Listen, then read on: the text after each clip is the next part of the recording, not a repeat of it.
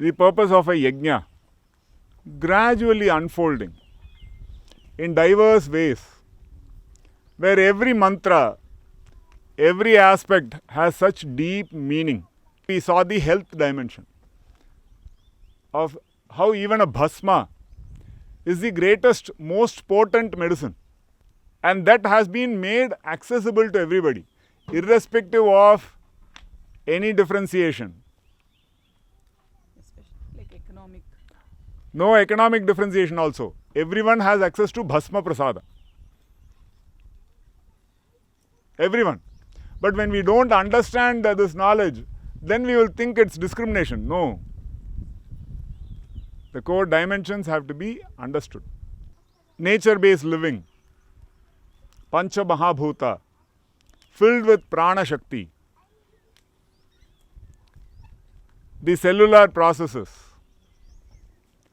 mitochondria, which are involved with powering the cells, draw their energy from multiple sources. One of the sources is photonic sources.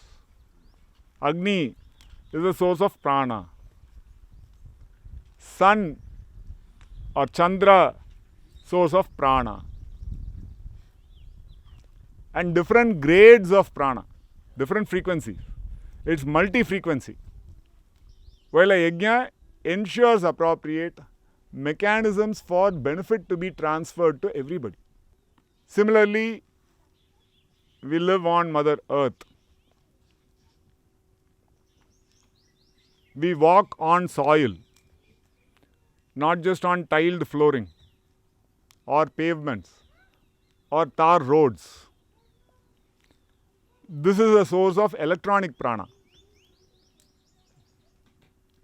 Electrons, rich in electrons.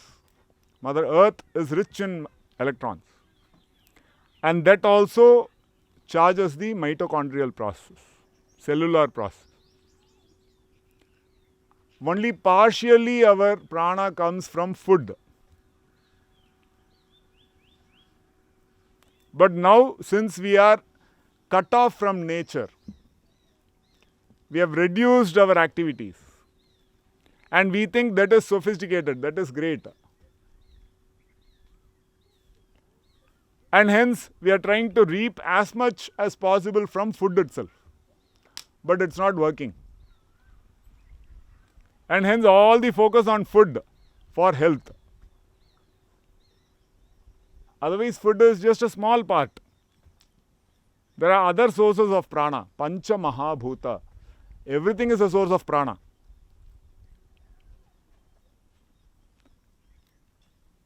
A yajna signifies that. Just in this presence, we draw prana shakti.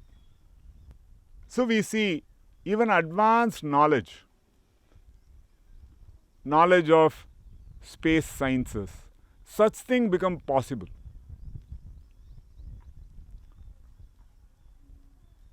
It is not unthinkable. We just need to read our Purana, Ramayana, Mahabharata. You will see so much knowledge opens up. Shraddhavan labhate jnanam. If you read it with Shraddha, so many things will open up.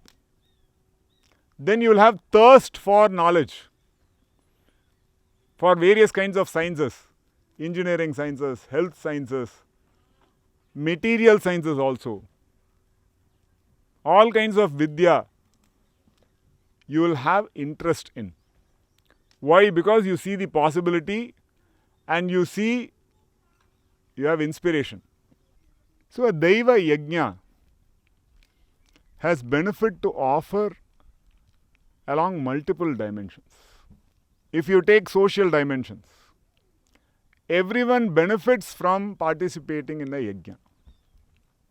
That's why as part of a yajna, we have mantra, we have dana. There is dana dharma. There is anna dana. Everyone is taken care of with respect to food. Now, does it happen in society? Yes, to a certain extent. That's why the Indian political leadership always tries to give food through the PDS, the public distribution system. There is ration. This comes from a deep science, social sciences, where equitable access to food has to be ensured. Nobody should go without food. That is good governance. And this is not recent principle. This comes from ancient times. Let's say yajna. Is it easy to reach food to everybody in society? It requires complex governance structures. Complex. But that's the role. Swadharma, where we see our role in the context of benefit distributed to everybody.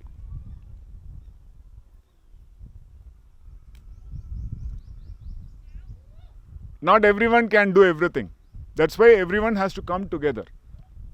Sahaviryam karavavahai. Coming together, we achieve such complex tasks which are based on fundamental values. Equitable access to food.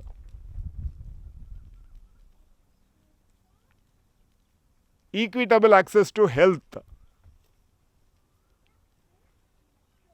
Is it possible to reach health to all members of society?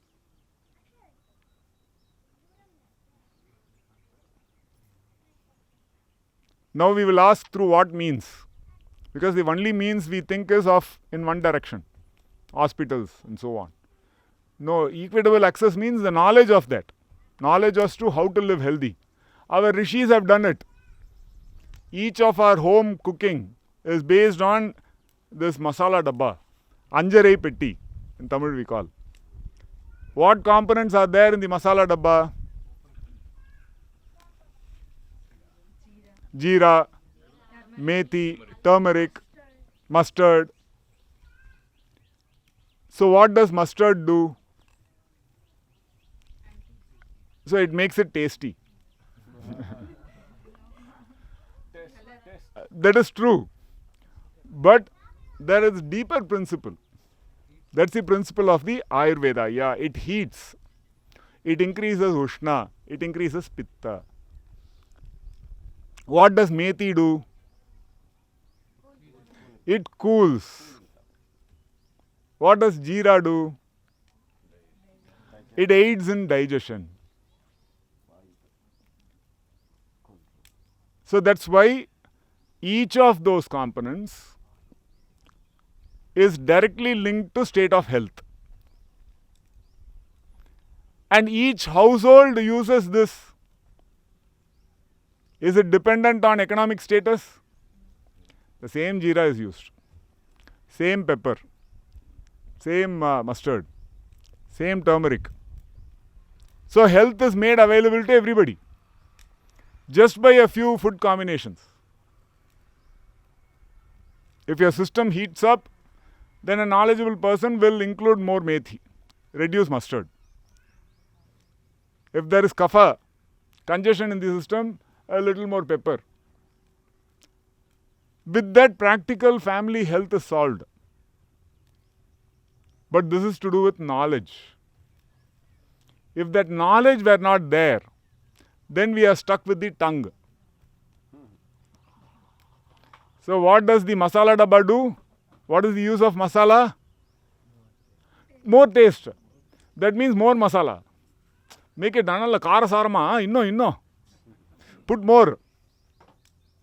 It's like more urea we put, more plant growth happens.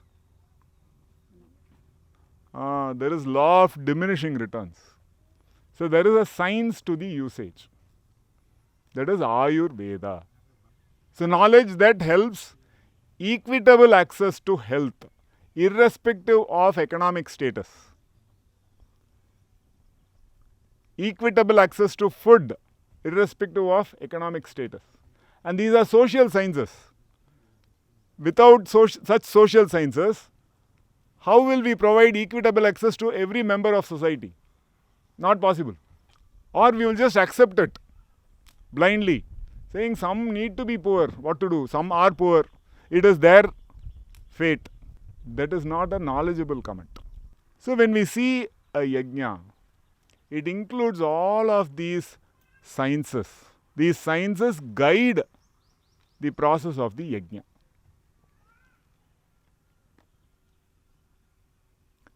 Similarly, correct value systems in society. That is the political process.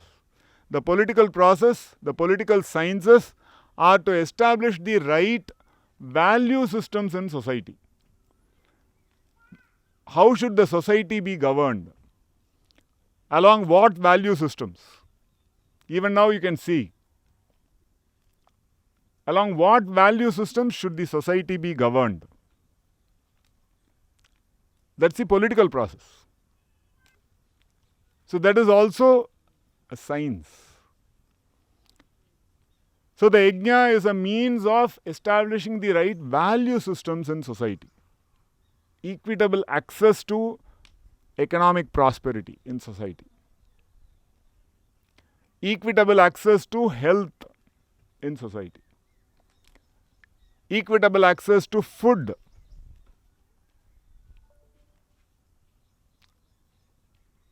And we are seeing more dimensions. Even knowledge, communication with the devatas. So you can see so many dimensions emerging through the process of the yajna. Now you can imagine why such a kriya was given so much importance in Sanatana Dharma. So much importance.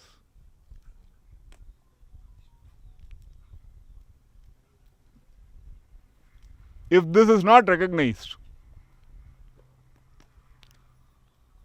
then what is of value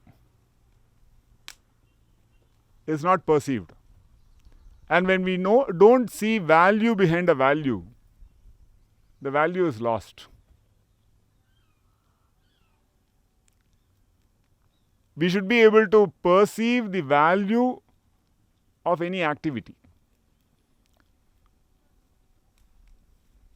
If that perception is not there, then we will give up that activity.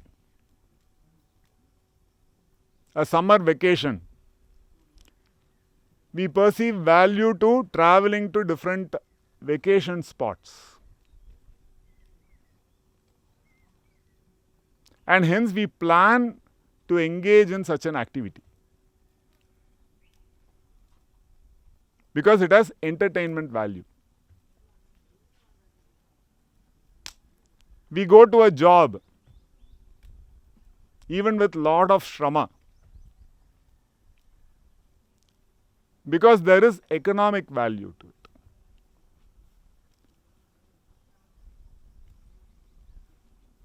We live in a family. Together we need to learn to live.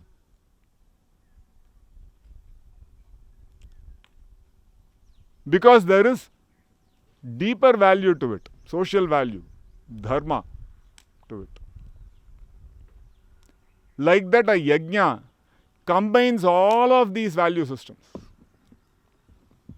It provides for dharma, artha, kama and moksha. That's why in the Sankalpa mantra, you will have dharma, artham, kama, moksham. All the purushartha are satisfied through the process of a yajna.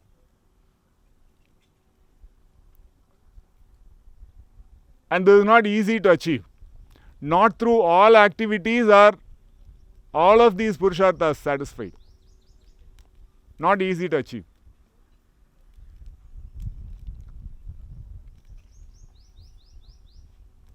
So understanding all this, we are participating in this Subramanya Yajnam to Bhagavan Murugan. who is also called Kartikeya, Shanmukha, Subramanya Swami. In the context of the Purushartha, reviving this Vedic wisdom becomes very important. We were talking about why the concept of yajna is crucial to the society and why we need to revive this Vedic wisdom.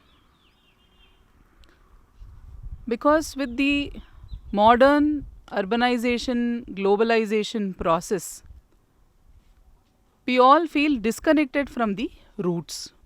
So we don't know what is the purpose of doing whatever we have to do. For example, many young people don't see the point of why should they get married. Because the Vedic wisdom has not been infused into the society. A few months ago, I was interacting with a Nitya Agnihotri who has to do Agnihotra. And one of the eligibilities, of course, is that they have to be a Grihastha and both have to maintain together that Agni. So, the Agnihotra itself is done for Loka Sangraha and the Agnihotri does not have anything for himself in that process.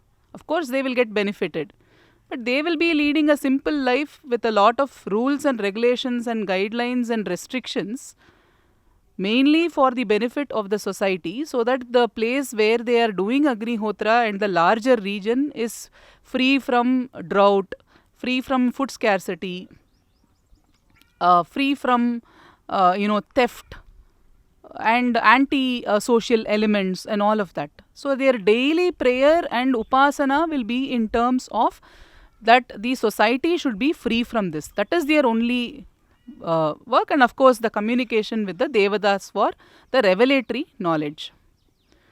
So when such a purpose is taken and Grihastha is the base on which it is done, then there is an aspiration to enter into Grihastha.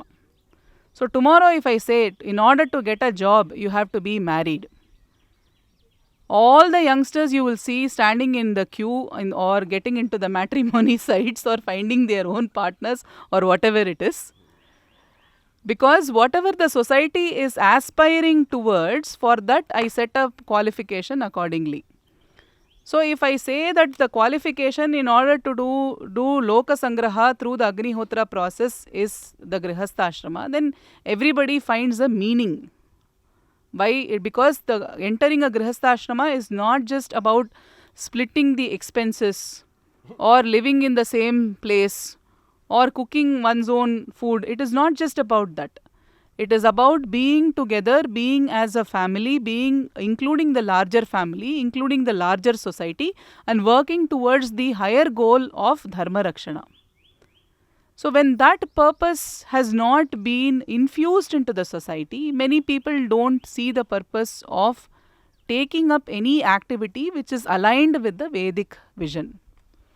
So similarly, when it comes to a Yajna Karya, whether it is part of the Nitya Karma or whether it is done on an auspicious occasion or a specific purpose Yajna, when the larger vision of it is not infused into the society through the education process or through the acharyas of the society, or because of modern education that many people are cut off from the roots, then people have this question as to why should I do this, or what is the purpose, or why are we doing this whole activity. That is why bringing in the Vedic vision where there is Purushartha, Dharma, Artha, Kama and Moksha, where Artha and Kama are pursued with Dharma as the foundation, and in the pursuit one eventually reaches the Mumukshutva and attains moksha, which is the highest goal which is spoken about in all the Shastras. But the fundamental work that we need to do is karma, which is aligned with dharma. So whether it is kama or artha, pursuit of material wealth or pursuit of pleasure, when it has the foundation of as dharma, then there is a possibility to be freed from the clutches of entanglement and proceed towards moksha. And that is why reviving the vision of the rishis towards doing a yajna karya becomes important. Otherwise, as we were looking at yesterday, it becomes a mechanical activity of pouring some materials into the fire, where the attention, the mind is roaming all over the place, but only the hand is operating into the yajna. But the rishis have clearly told us, he mentioned, like communication with the devatas, because all of problems on the earth cannot be solved only through human intervention. That is one thing. The second thing, this also becomes a process of many people coming together with a shared vision, with a shared goal, living a simple life which is sustainable, again, which is aligned with the vision of a yajna. And all the materials used for the yajna itself are coming from a very sustainable source. So you have flowering plants here, you just take the flowers from there. You have a cow, you just take cow dung from there. You have local soil, you just take local soil from here. And beetle leaves and whatever it is, flowers and fruits, they can all be grown here and procured here. So when we say a Vedic life, today people think a Vedic life means it's a complicated life which will require you to downgrade your life so simple that you go back into the stone ages. No. It is basically leading a life which is full of sustainability, ecological awareness, societal consciousness, and also with the larger, spiritual aspirations as such.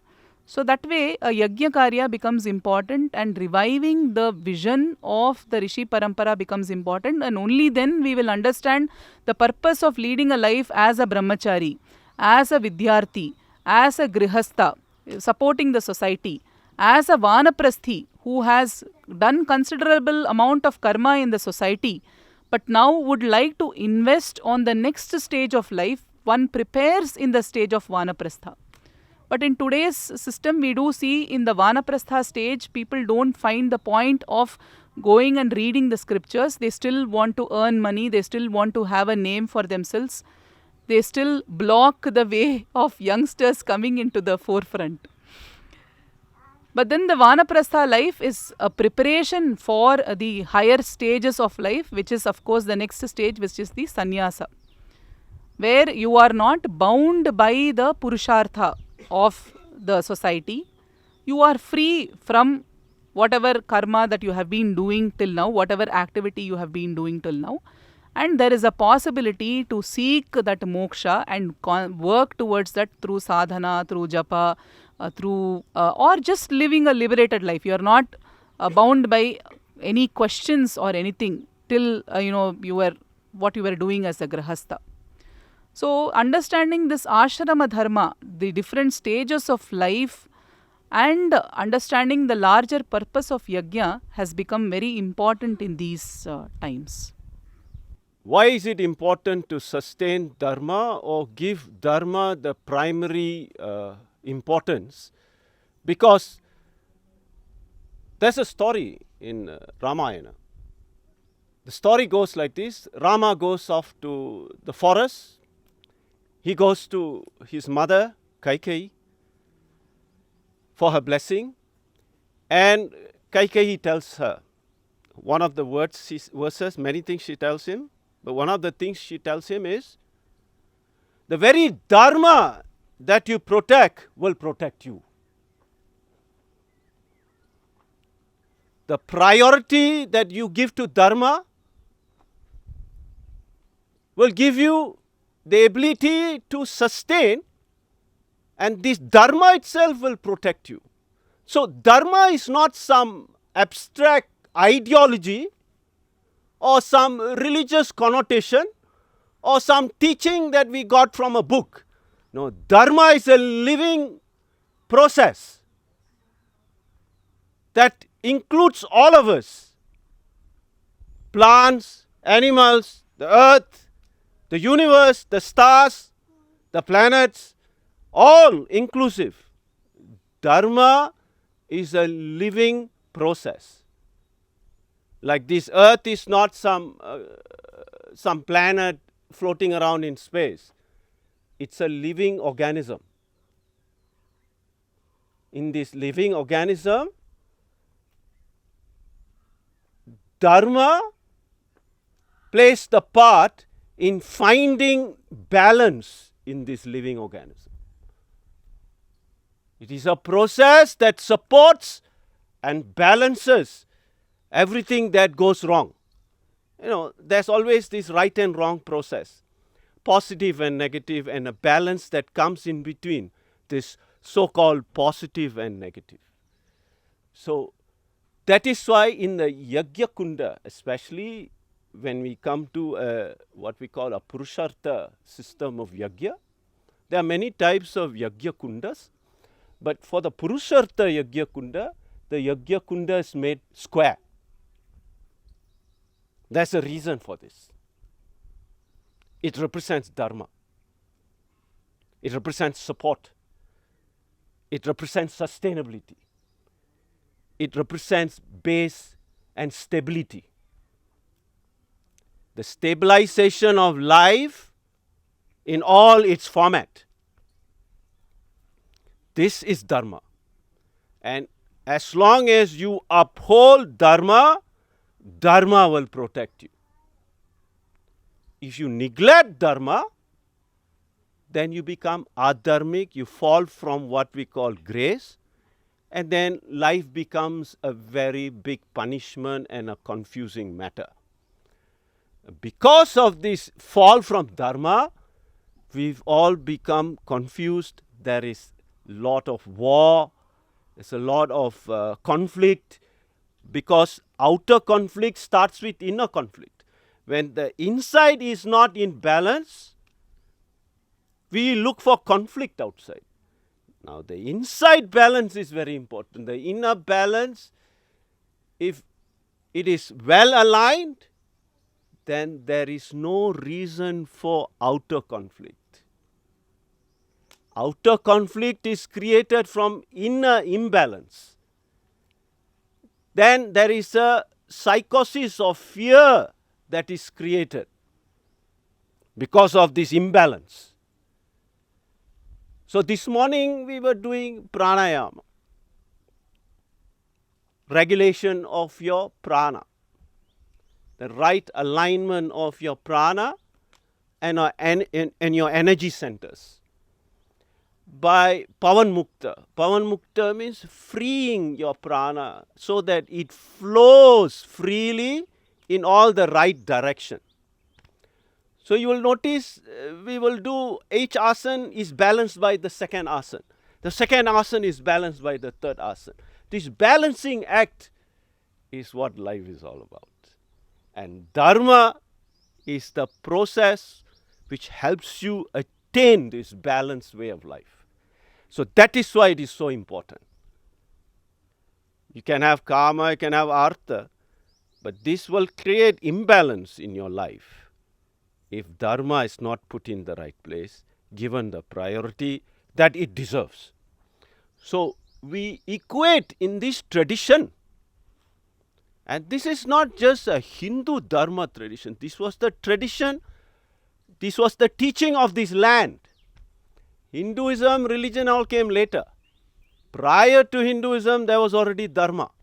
Even the Nastika teachings, their priority is Dharma. They'll call it Dharma talk. The Buddhists will call it Dharma talk. Dharma is very important. You cannot do without it. It's a very essential process of our existence. That is why it is given the most important place. It is the center in a gathering. Why fire? Fire is the transmitter. He is a communicator.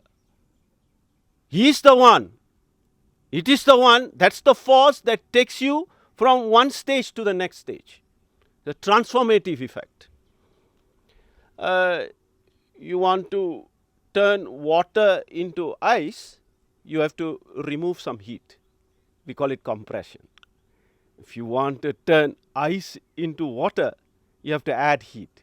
So this plus and minus of heat changes the status, the atomic structure from one state to another. So that is why fire is used. It's got many dimensions, of course, purification, transformation, metal transformation from one stage to another, depending on the temperature to which you heat the elements. But the primary objective is Agni. Agni is not just fire. Agni is also heat. Agni is also communicator. Agni is also transporter.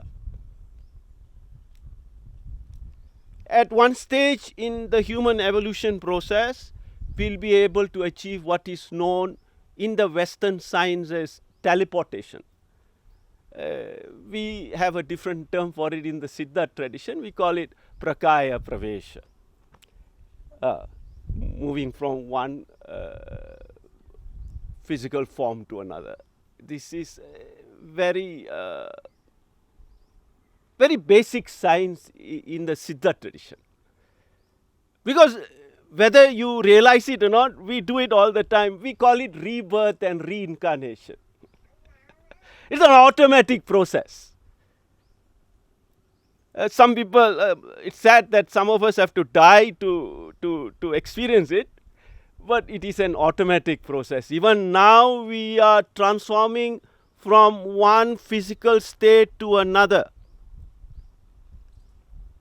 At some point all of us were children. Today we have become adults. Then we'll go into old age. We'll age and we'll crumble and the body will drop off when the time comes. And then you change to another form.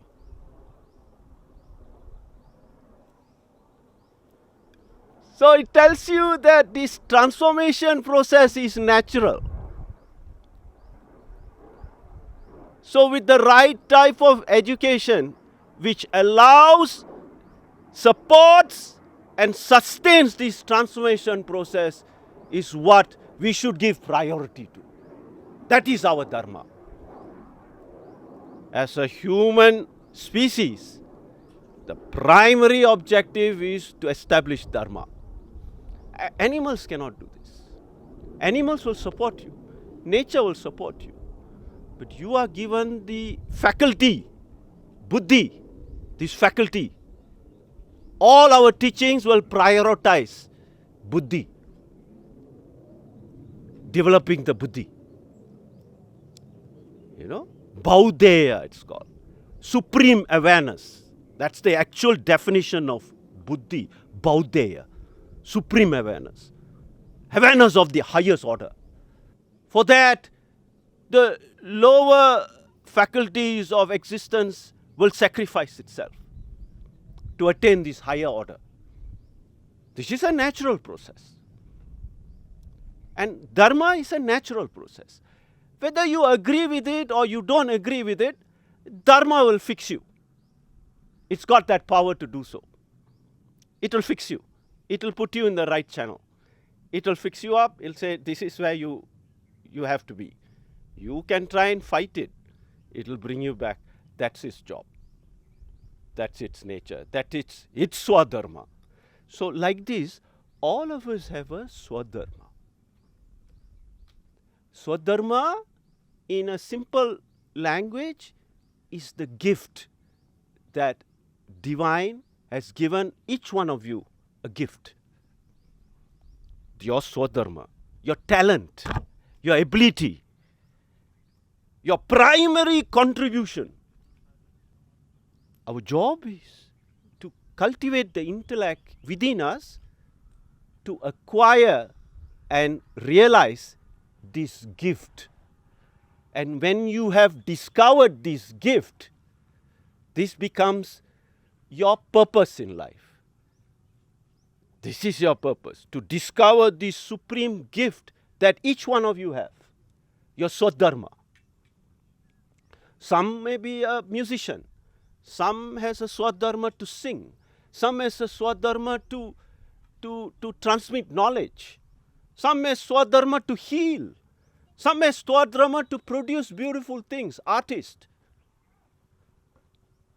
In the ancient Sanatana Dharma culture, the culture evolved around promoting each and everyone's swadharma, talent, the natural talent in each one of you, allowing it to grow, allowing it to flourish, allowing it to prosper, but with pure, powerful, dharmic awareness.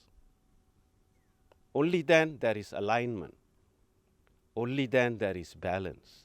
Where there is alignment, where there is balance, there will be peace. Where there is peace, there will be prosperity. Where there is peace and prosperity, there will be Parama Anandam.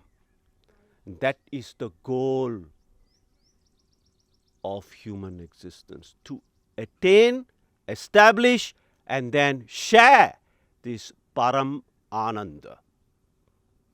With that, I'd like to end this talk. Thank you very much.